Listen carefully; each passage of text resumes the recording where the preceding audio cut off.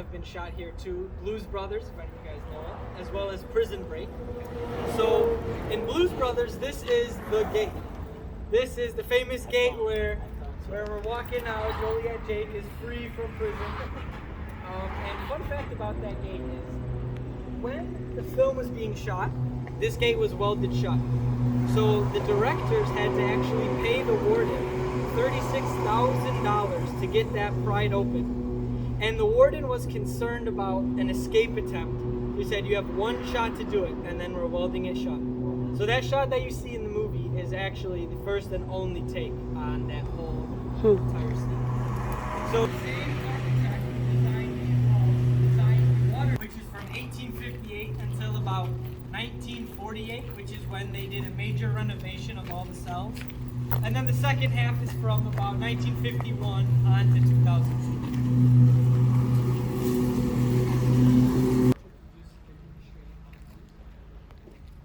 And on your right here is all of the water. That's the cistern So in the early history of where they would have gotten water in the mid 1800s. Every day the inmates would come out with two buckets, one empty and one full. I invite you to think about what that full bucket might be full of. And they would empty out the full bucket and fill the empty bucket with water from the cistern. And then they'd go back to their cell. And that was all the water they got for the day. The women at the prison, to put it bluntly, got screwed really bad. They were allowed outside one day a year.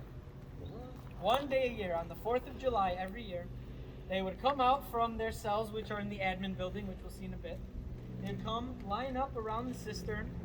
They would sing a little song, like the prison's anthem, I'm not really sure what you would call it. And then they would go back up into their cells for the day. And we'll talk a little bit, walking, you see this central guard tower here.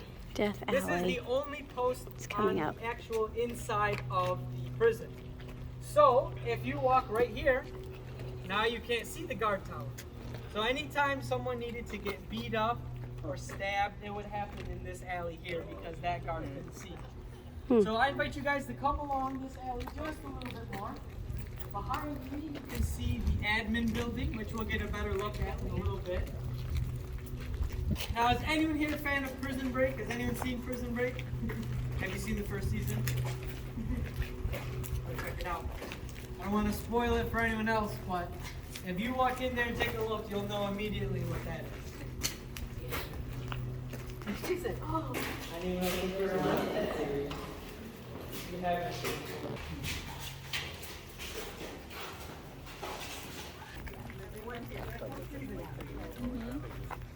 You guys take a look. There is no door.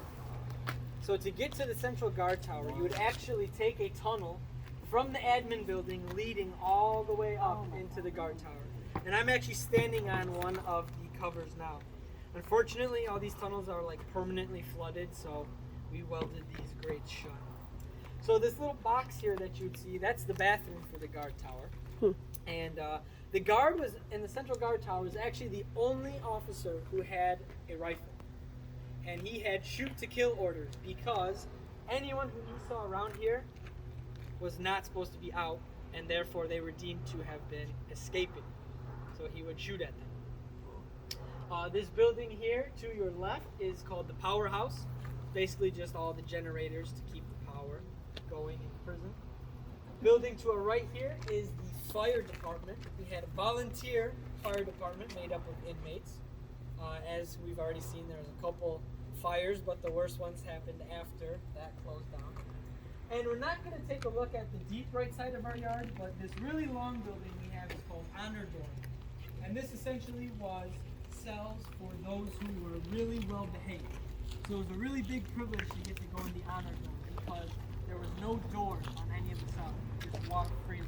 And it was a lot better condition. Now there's only 100 spots in the Honor Dorm, so it's really competitive to get in there. And typically they reserve those for people who are going for life because, well, if you're going to be here a long time, at least make it as comfortable as possible, right?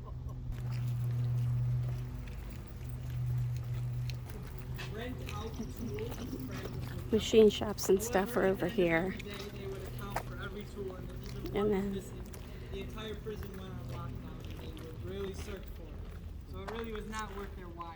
Here, this was actually a baseball field. The prison had a baseball diamond and their own baseball team. Baseball And they would diamond? actually play Baseball local team? teams, like beer league or like college teams.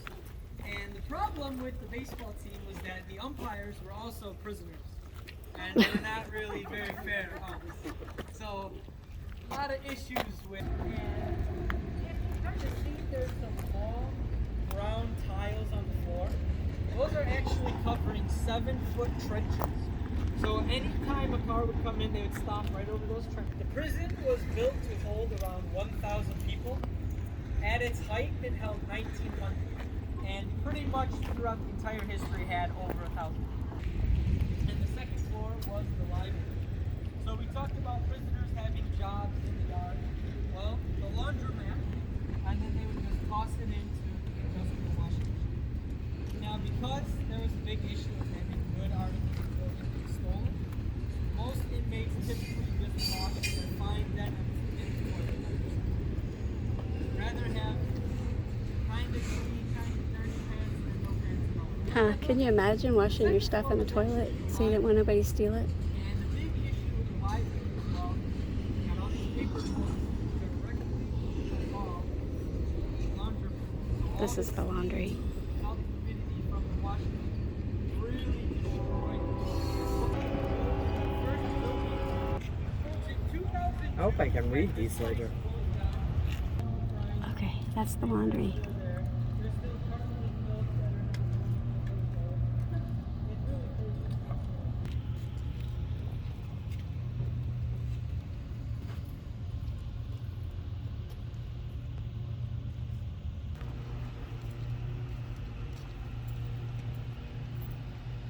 Despite having lightning rod on top of it, it missed it completely and it was placed on fire. Interesting fact, when we cleaned out the church in 2018 when we took this place over, the church was actually where we found the most hidden prison shanks, where you would stab someone. The pews apparently were a phenomenal spot to hide in. So, church ran twice a week. Saturdays, the west cell house would come into church, and Sundays, the east cell house would come into church.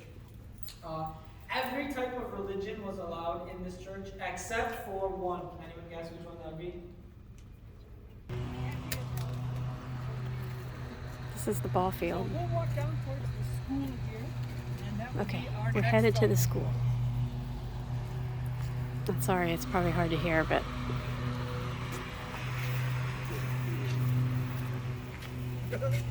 Here we have the school connected to the church, and I forgot comparison to the history of the prison. So inmates would take classes to get their GED, and for a short period of time, they were even able to get an associate's degree through Lewis University. However, that kind of upset the taxpayers, so that was stopped really quickly. Now, two famous inmates that were heavily associated with the school are two guys by the name of Leopold and Loeb. Have you ever heard of them? Yes. So, Nathan Leopold and Richard Loeb were two University of Chicago students in the 1920s, and they were extremely smart, top of their class. And as they were going through college, they became obsessed with this idea of committing the perfect crime. So in their eyes, what they were going to do is they were going to do something awful, and they were going to get away with it perfectly. No one was ever going to know, and it was going to go down in history as the scandal of the century. Well, it almost happened like that. They decided on murder as their infamous crime. And their victim was actually Leopold's cousin, a 14-year-old kid named Bobby Franks. Now, they decided when Bobby Franks was walking home from school, they would pick him up and kill him. So they pull up in their car as he's walking home from school. They say, "Bobby, get in the car. Let's go hang out." Now, Bobby Franks was only a couple blocks away from his house, so he was kind of like, "No, it's okay. I'll walk," declining the ride. And they kept pushing him, like, "No, come in. We got candy." And I'm just kidding, they didn't say that. But they eventually got Bobby Franks to get in by saying, "Oh, we'll talk about this new tennis racket," because Bobby Franks really liked tennis. So, okay, twist my arm. Bobby Franks gets in, shotgun. Leopold's driving, Loeb's in the back seat. And as they're driving, Loeb stabs Bobby Franks with a chisel and kills him. And so now, the two drive off to go dump Bobby Frank's body in Wolf Lake, Indiana. But before they did that, they took a pit stop and got some sandwiches for lunch. Just put Bobby Franks in the back seat. So then they get to the lake. They pour sulfuric acid on his face so that nobody can identify Bobby Franks. They bury him and they drive home thinking, we got this, we're safe. However, Leopold Loeb and Bobby Franks were all very affluent members of society in Chicago. They were all very well known. So when Bobby Franks didn't come home from school, that was an immediate cause for concern, and the police were called almost instantly. So the police end up going to Wolf's Lake, finding this body, and this is where the crucial error comes in, because Leopold had a pair of designer glasses that were so fancy that only 3 people in the whole state had these glasses. So naturally, it's pretty easy. They said, oh, well, let's go see if anyone's missing their glasses. So they go to the first 2 owners of the glasses, and once they show them they have them, they're deemed innocent. And they get to Leopold, my bad. And he, of course, doesn't have his glasses, and he's trying to come up with every excuse in the book. So at that point, they're arrested, and immediately Leopold and Loeb start blaming each other. And they both get sentenced to life in prison. Now, folks, apparently life in prison is actually not that long, because this happened in 1924. By the 50s, Leopold was out of prison. Leopold was an ideal inmate. He actually taught some classes here at the school. And when he got out of prison, he actually ended up moving to Costa Rica and writing a book about bird watching.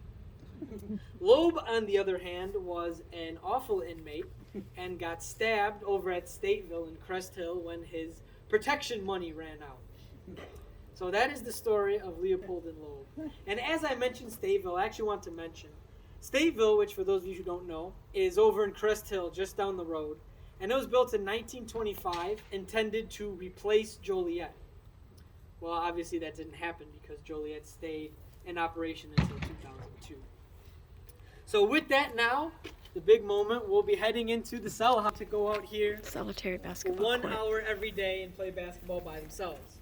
This is also where Michael's brother goes to hang out and play basketball in Prison Break. And this area here was where the yard was, although that's not entirely historically accurate. So when you guys are ready, I invite you to come on into our... Come to check out this row of cells down here. And once everyone's in, file on in there, I will be in right behind you. I promise I won't lock you in. I was getting ready to say, do you got snacks in a pea pot? Oh, cool. So do just be aware we have a little bar sticking out right here. And right now is solitary confinement. So this would be where you would go if you were misbehaving, if you were a high-profile inmate, or if you just made the guard upset in any other way. So if you guys look, there are solid metal doors with full blank flaps. This was to cut off any light. None of the other cells in this prison have these kind of doors. These were specially for inmates in solitary. Mirror. That mirror is actually heavily polished metal, because if you had glass, you could break it up and use it to stab someone. So they had metal that they polished so finely that it actually would show your reflection. And if you guys want to keep coming down here, you'll see some different kind of cells. We actually have some bunk beds in some cells. This shirt from one of the prisoners. Now you'll also see a lot of paint peeling, and you'll see it in different colors. And inmates actually were allowed to pick the color of their cell. In this cell house are regular galleries, but we're going to see what regular galleries look like in our East cell house. Question? What's the point of the bunk bed if it's solitary confinement? That is a phenomenal question. This has been a subject of a lot of debate, and my personal thought is they got the contract to make X amount of those. Okay. So the light up there stayed on 24/7. And then there's a bunk that would have been here. And sometimes they're good denim, they just wash in the toilet.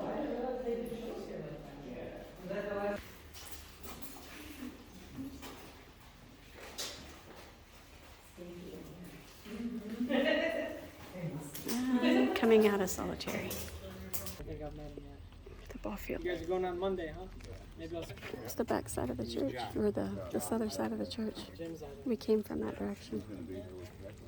So as I'm sure you've seen on TV and in the movies, prison riots are a pretty frequent occurrence. And there were a couple pretty bad riots here at the prison. One was in 1917 during World War I. The National Guard was called in to stop it. And an even more violent one took place in the late 70s. And there was a gang known as the Black Stones. Yep. And they had a lot of power and influence here at Joliet Prison. And so to kind of curb this power, the prison officials were going to relocate a couple inmates down to Menard. Well, naturally, this upset the Black Stones, and so they started to riot. And it actually got so bad that they took over the entire West Cell House, which is what you guys were just in. Now, there was an inmate by the name of Jim Catlett, known as Cadillac, and he was one of the high-ups in the Black Stones. And he wanted to try to stop this riot. So he was kind of working with prison officials to say, hey, I can get my people to stop this. You just need to do this, this, and this. Well, the gang members found out that Cadillac was talking to the warden and therefore was a snitch. So in that cell house that we were just in, some inmates lured him over and said, Cadillac, come here. And they stabbed him multiple times and killed him. And after that, the riot got even worse.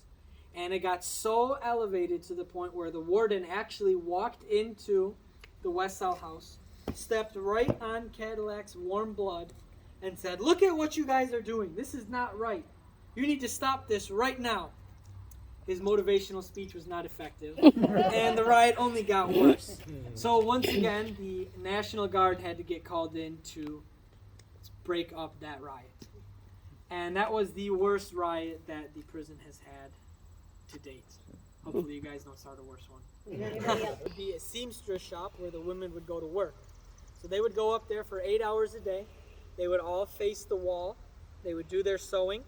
If they finished early, they would put their sewing kit down and stare at the wall, and they were not allowed to talk to anyone. In 1896, all the women were transferred out of here to that building you guys saw as you were walking across the street. That was the women's prison.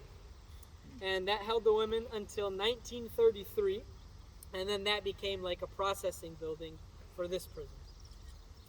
Now back to the warden's apartment. We have what I think is the craziest story that has ever happened in this prison.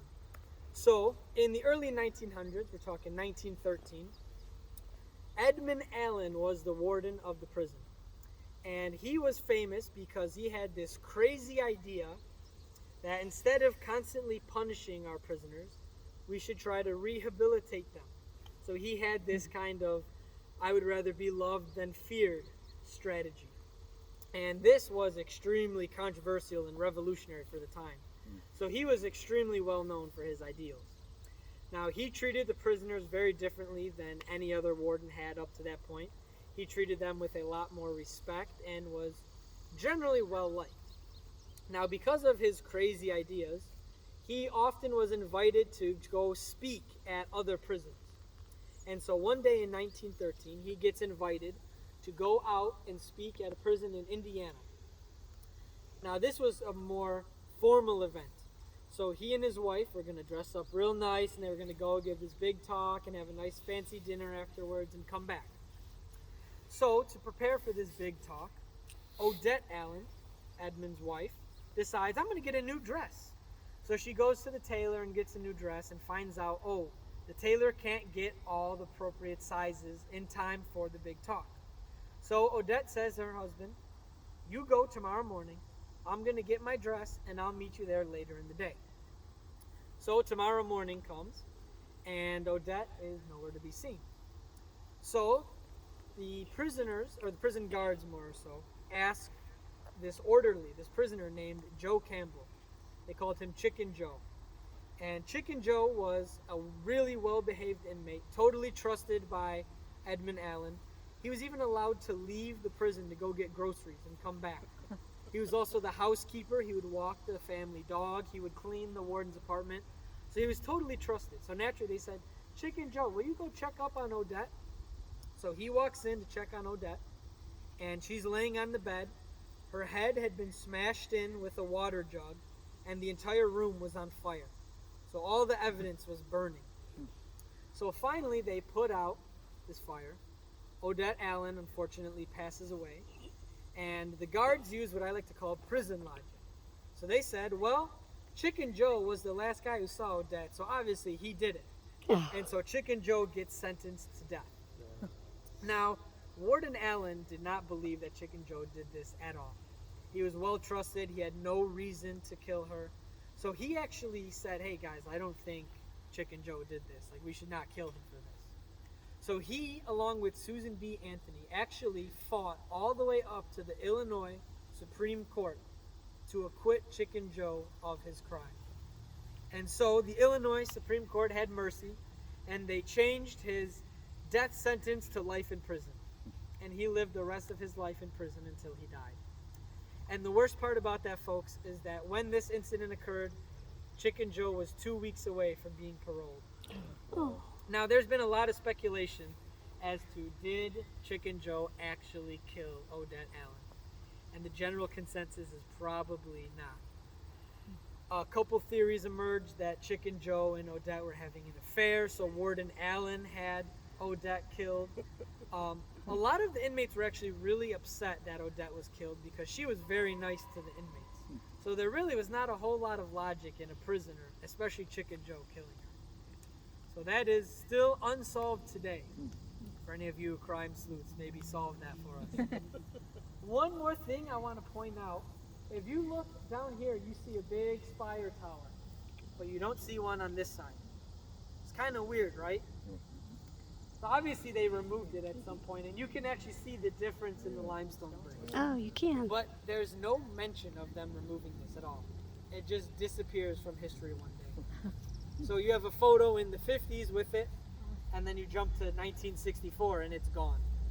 We really aren't sure what happened. So that's another interesting little mystery. So with that, we will head over to our... No, the way let's...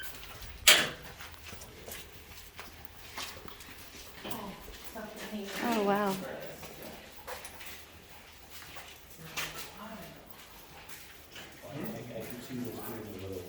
Ceiling right after the second one. Well, why is that? Because a common problem that the prison experienced was that inmates on the third in the 1900s, this was ceilinged off to try to prevent that. Inmates would still hang themselves and, get their business done any other way they could.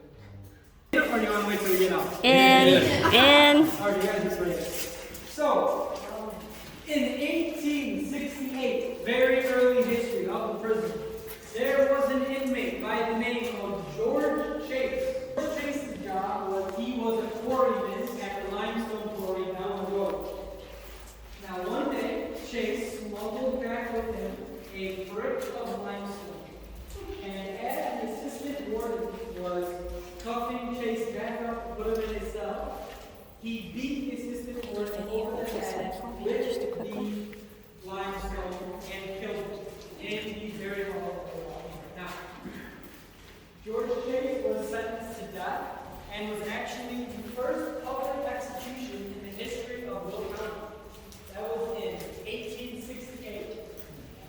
Now, after Chase died, they actually cut off his head and opened up his skull so they could take his brain and study it to see if they could find any sort of psychological tendencies that were associated with crime. They found no such claims, and his brain just went on a national tour circuit. So people say you can still hear the ghost of God. He could say hi. I'd be all right with that.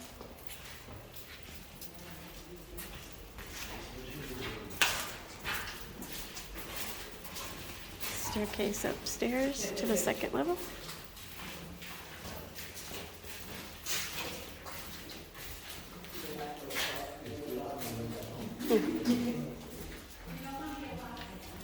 Plumbing. Remaining buildings. Hospital. The first floor was typically doctor's offices, pharmacy. The second floor was the tuberculosis ward. Now, tuberculosis was like COVID back in the day, and it was really, really, really deadly disease. The prison had a 60% mortality rate at the hospital, so if you're going in this building, your chances are less than a coin toss. If you notice, the windows have no actual glass, not because they're broken, but because that was typically the cure for tuberculosis, with open air. Gymnasium. They said John and Gacy spent time here. Type position in the hospital. He switched between here and Stateville a couple different times. And also, folks, Sorry. prison break fans, this is Meant to turn it. the big break happens. There were. No, I agree. I totally agree. Stateville said no way. We said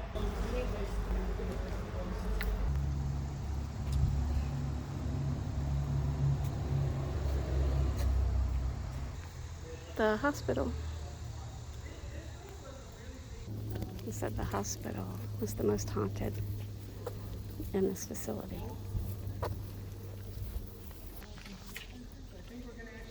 the newer buildings actually built in 1987. So there was a dining room. These inmates would eat their meals in their cells, along with their waste buckets and water buckets and drugs.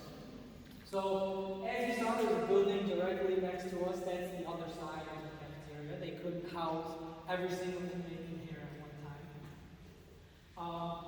There would be, if you look up here, we have some windows. This is where the guards would hang out, and this is the door up here. And in that corner, there would be what's called a shot box. So if something was, inmates were misbehaving or riot was starting, they would shoot a beanbag slug into that shot box, and it would make a huge noise. And that meant get on the floor because we are about to send the SWAT team in. So if you heard that, it would not be a good thing. And actually, folks, one time I was working at a gift shop, and a gentleman came in from traveling. He wanted to go to the bathroom. And he comes out of the bathroom and says, "You know, I was here for a year." And I'm like, "You decided to stop to go to the bathroom here?" And he said he was here when the riot happened. He said they shot that shot box and it just pierced his ears. So when you guys are ready, we'll head back out. If you want to check out that side of the cafeteria, you're more than welcome to. It was the original solitary confinement. This is one of the original 1858 buildings, the oldest building in the entire yard. It was built by inmates themselves. The inmates actually built these walls around them. And you'll actually see that's kind of prevalent when we go in there. Now, the upper floor became death row. And there were 13 known executions here at Joliet Prison. And they happened directly behind me where this bush now is. There was a morgue here, and this would be where the electric chair was. The prison used the electric chair from the 20s all the way up until the 40s. And at one time, the most amount of prisoners executed in a day was 3, which is a lot. So now I'm going to tell you a little bit about how the execution process goes. So, all right, gather around, gather around. So welcome to North Seg. So if you just look around, just look at the floor, look at the walls, you can tell this is a significantly older building than any other that we've been in.